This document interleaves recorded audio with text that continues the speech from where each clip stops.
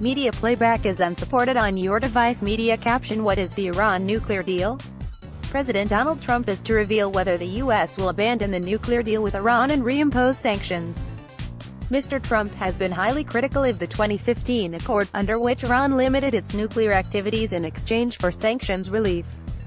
European states see it as the best way to stop Iran developing a nuclear bomb. The White House has signaled that the president might stop short of reneging completely on the deal, but it is unclear what that would entail. UK Foreign Secretary Boris Johnson urged Mr. Trump not to throw the baby out with the bathwater on Monday, while his French counterpart Jean-Yves Le Drian made clear that France, the UK and Germany would continue to honor the accord. Iran's President Hassan Rouhani has warned that his country could face some problems in the coming months, but stressed it will keep working with the world. What was agreed under the deal? The so-called Joint Comprehensive Plan of Action (JCPOA) was agreed by Iran and the 5 permanent members of the UN Security Council, the US, UK, France, China and Russia, plus Germany. It saw Iran agree to limit the size of its stockpile of enriched uranium, which is used to make reactor fuel, but also nuclear weapons, for 15 years and the number of centrifuges installed to enrich uranium for 10 years.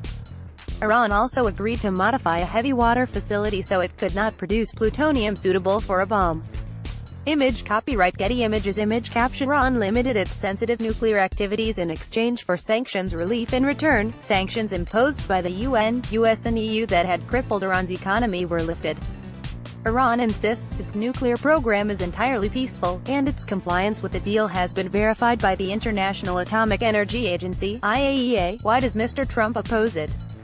Mr. Trump has called the deal a disaster and insane, and twice refused to certify to Congress that Iran is complying with it. In January, he warned that the U.S. would withdraw from the accord on the 12th of May, the next deadline for waiving sanctions, unless its disastrous flaws were fixed. Media playback is unsupported on your device. Media caption: A timeline of what Trump said about the Iran deal. He complained that the deal only limited Iran's nuclear activities for a fixed period, had failed to stop the development of ballistic missiles, and had handed Iran a $100 billion £74 billion windfall that it used as a slush fund for weapons, terror, and oppression across the Middle East. European leaders attempted to persuade Mr. Trump that his concerns could be addressed through a supplemental agreement. But European diplomats reportedly concluded that they had failed before the president tweeted on Monday that he would announce his decision at the White House at 1800 Greenwich Mean Time, on Tuesday. What could Mr. Trump announce?